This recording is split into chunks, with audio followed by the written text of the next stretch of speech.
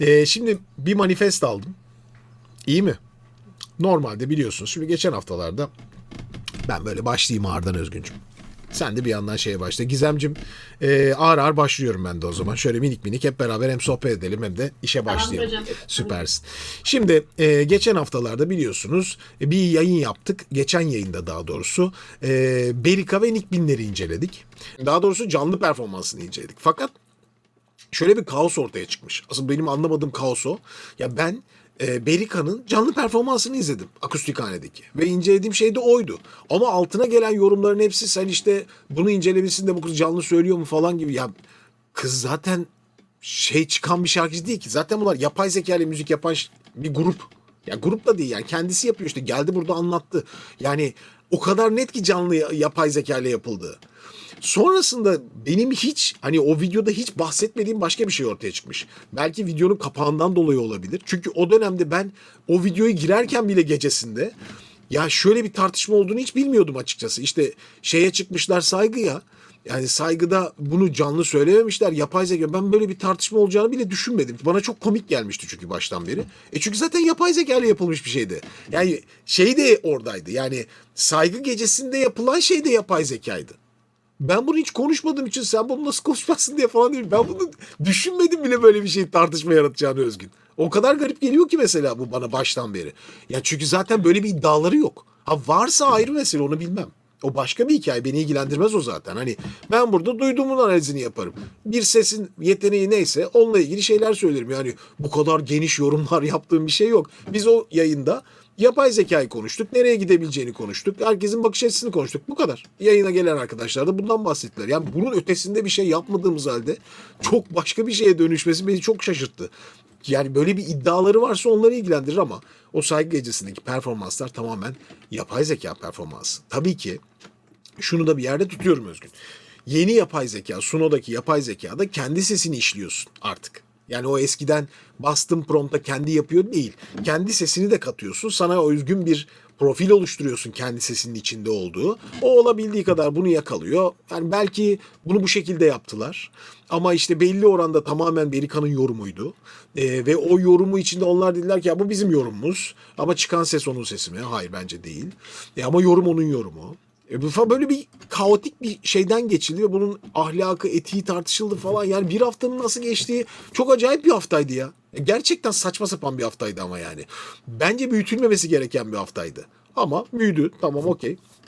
Her ne olursa olsun benim fikrim de aslında izleyicinin fikrinden hiçbir zaman farklı değildi yani. Oradaki şeyin gerçek olduğunu hiç düşünmedim yani zaten gerçek değil. Sonuçta bunun ötesinde şimdi manifeste baktığımız zaman çünkü o zaman şöyle bir şey çıktı Özgün. Bunu neden anlatıyorum onu söyleyeceğim. Dediler ki ya sen zaten hani canlı olmayan sesi oturup incelemiyorsun. Hani diyorsun ki canlı ses olmayınca nasıl olur? Tamam. Ya oradaki benim izlediğim performans akustikhane performansı. Doğru mu? Ben Nick Binler'in şeyini incelemedim yani yapay zeka ses analizini yapmadım. Sadece izlemiştim birazcık. Şimdi burada da hani manifestin videosu önümde açık. Neden açtığımı anlatacağım size. Bir, ben daha önce biliyorsunuz ya Özgün kimle konuşsam şunu düşünüyor ya. Çok acayip bir şey bu da. Manifestle ilgili dedikleri hocam çok gömüyorsun kızları ya diyorlar. Bak yemin ediyorum sana ve bunu hani ben geçen mesela bir röportaj yaptım. Röportajı yaptığımız arkadaşımız yani 30'lu yaşlara yakın. 20'li yaşların sonunda. Dedi ki hocam ya ne istiyorsun bu kızlarda? Dedim ki benim bir şey istediğim yok. Ben böyle bir şeye dönüşmesi çok acayip geldi bana mesela Özgün. Yani öyle bir şey de yok. Yani öyle bir durum da yok. Ben bugüne kadar bu gruplarla alakalı, yaptıkları şeylerle alakalı. Mesela Manifest'in canlı performansını oturup izlemedim bile çok fazla. Genelde başlangıç aşamasındaki Big Five dönemlerindeki ses analizlerini yaptım. Üstüne bir Kenan Doğulu konserindeki bir kere yaptım. Orada Kenan Doğulu işte geçmişte ne yapmış, bugün ne yapıyor? Hani geçmişteki hepsi grubuyla kıyasladım. Ses olarak burada Gülçin'in sesi bence çok acayip bir ses. Belki o grup için bile çok acayip bir ses. Sadece bunlarla ilgili yorum yaptım. Ya bu birini yapmak değil ki yani.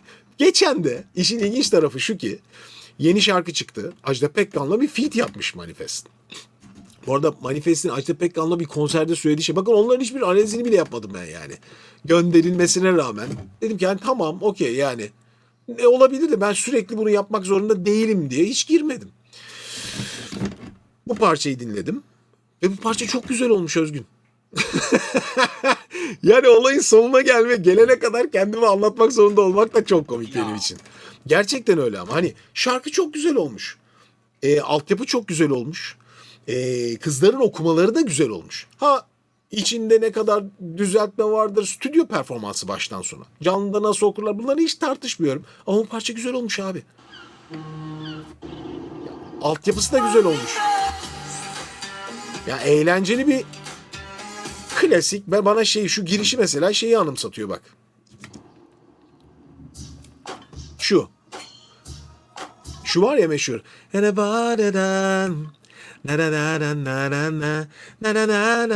Şu efsane parçanın introsunun tadı var bunda. Ya olabilir. Bir şeylere benziyor olabilir. Sonuçta bir grup ne yapıyorlar? O grubu bir şekilde böyle bir yere oturtmak için dünyadaki örneklerinin soundlarını dinleyip onların da bir şeylerine yerleştiriyorlar. Buna saygı duyuyor muyum? Bilmiyorum. Onu izleyici aslında fikrini, kararını söyler. Ya bazıları çok seviyor, bazıları ben bunu sevmiyorum diyebilir. Chat'te de yazıyorlar şu anda mesela. Bazıları hiç beğenmiyor, bazıları çok seviyor. Bu arada kalmış bir şey açıkçası. Onu benim yorumum ne dersiniz? Ben de çok hoşlanıyor değilim yani bir şeylere benzemesinden. Ama çok gençlere hitap eden bir grup. Hatta bence şu gençlerin de öncesine hitap eden bir grup. Ama bu yapılan şey güzel olmuş. Şimdi buna da bir şey diyemem. Ya burada kaydedilen kızların vokalleri de güzel olmuş. Bakın kızların canlı performansları bahsetmiyorum şu anda. Şu an bunu izliyorsam, nasıl Sagopa Kajmer'in daha önce kliplerini izlediysem aynı şeyi düşünüyorum. Stüdyo kaydında daha iyi kaydedilmiş bugünkülere göre. Benim çünkü Manifest grubunda en büyük rahatsızlığım ne biliyor musun Özgün? Prozodi. Çoğunda prozodiye dikkat edilmiyor çünkü. Çok acayip kaydığı şeyler var.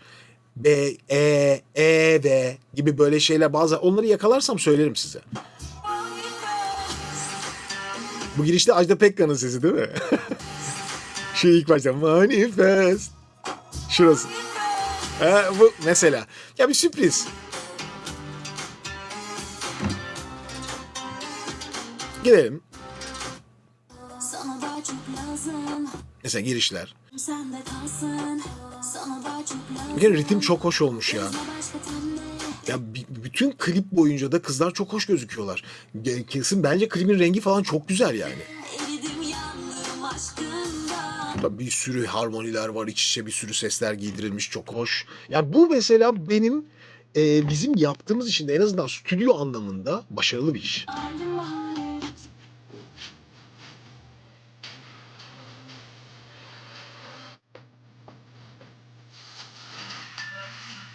Ve bir de iyi kötü sesler ayrılmış Özgün.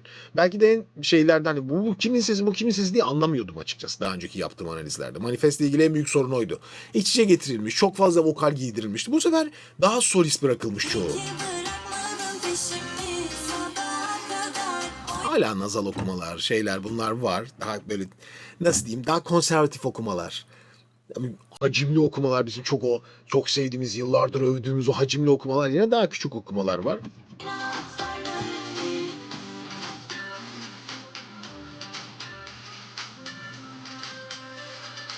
Mesela bu buradaki back'lerin harmonileri çok hoş. Bunlar gerçek mi yapıldı onu bilmem. Çünkü artık bir sürü harmonizer var stüdyoda kullanılan. Onlar zaten pek çoğunu kendisi yapabiliyor. Yani artık ya aslında benim ilginç geçen bir şey daha söyleyeceğim Özgün. Şu konuda çok doğru düşündüğünü düşünmüyorum müzik dünyasının.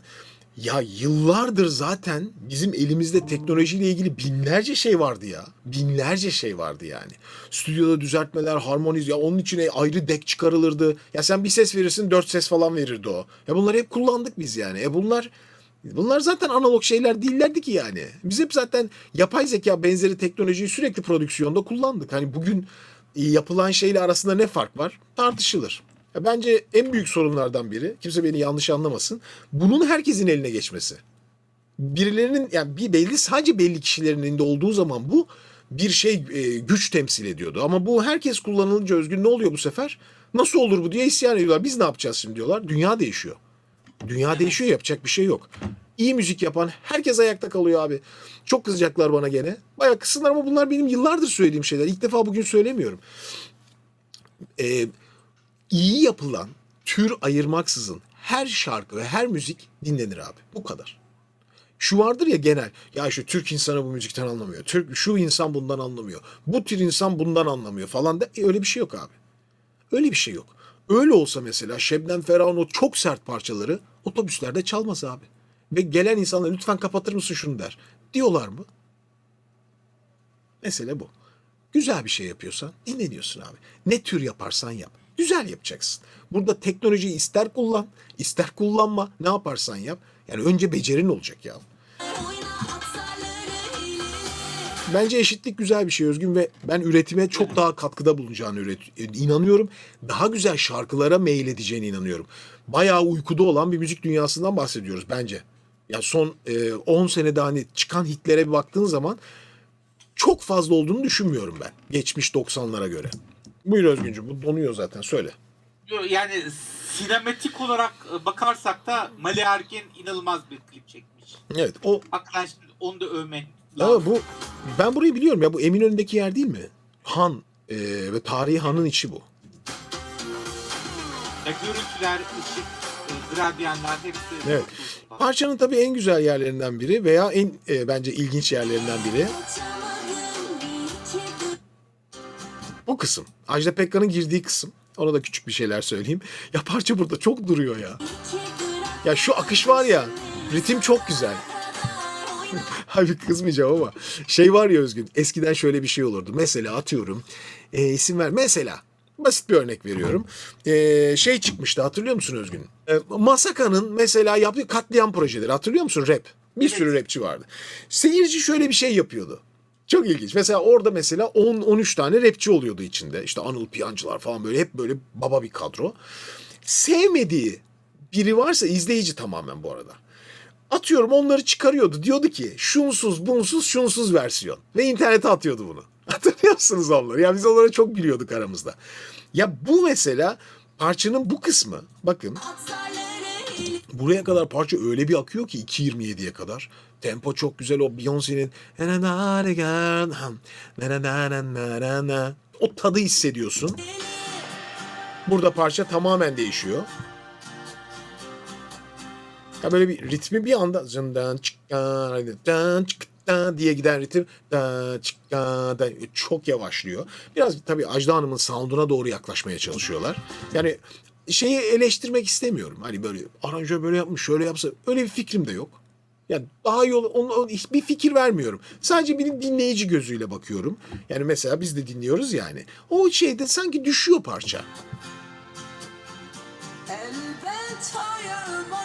Mesela bu başka bir şey oluyor parça açıkçası. Sonra bir yerden topluyorlar, giriyorlar ama.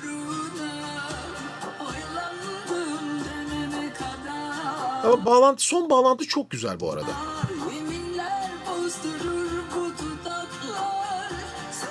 Yani tabii bir de aslında şu görselde ilginç ya Özgün. Yani 20 yaşlarında çocuklar. Ya. Önünde Ajda Pekkan oturuyor. Hani şu anlamda çok bence güzel bir şey. İyi, nereden bakarsanız bak. Ya sonuçta Ajda Pekkan Türk müziğine, Türk pop müziğine kaç sene hizmet etti yani. Hala müzik yapıyor, hala konser veriyor, hala biletleri sold out satıyor. Ve genç bir grupla bir aradalar. Ya bakıyorum mesela Özgün Melisa izledi. Dedi ki mesela, dedim ki yani işte nasıl sence? Ya daha sonra hemen sabah izliyordu. Ya güzel bence dedi. Hoş dedi ama dedi hani değişik olmuş falan dedi. Böyle yani olumlu, böyle arada bir şey de kaldı. Ya biliyor musun dedim, Ajda Hanım işte yani epey yaşı da falan filan. Çok genç duruyor ya falan. Ya 81 yaşında. Ya evet ama hani o nasıl çok daha genç duruyor diye. Bu ilginç bir durum hakikaten yani. Gerçekten. Ya müzik dünyası içinde belki üzerine çok konuşulacak. Çok tezler yazılacak. Ya bu mesela bence çok yazılması gerekiyor zaten de çok az konuşuluyor yapılan şeyler.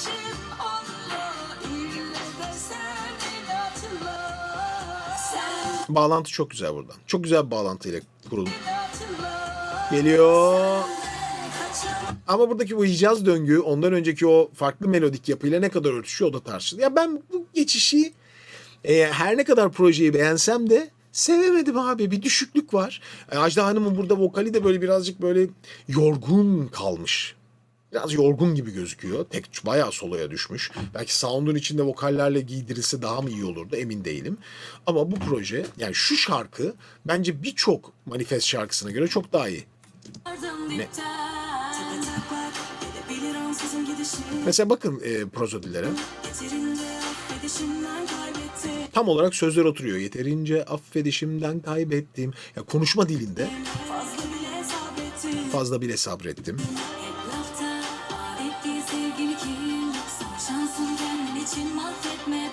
Burada bu parçada bu arada Hilal bayağı öne çıkmış. Ses rengi çok daha farklı duyulmuş stüdyo kaydında. Bu bayağı solist karakteri. Gene prozodi yakalıyor. İyi ki bırakmadı peşimi.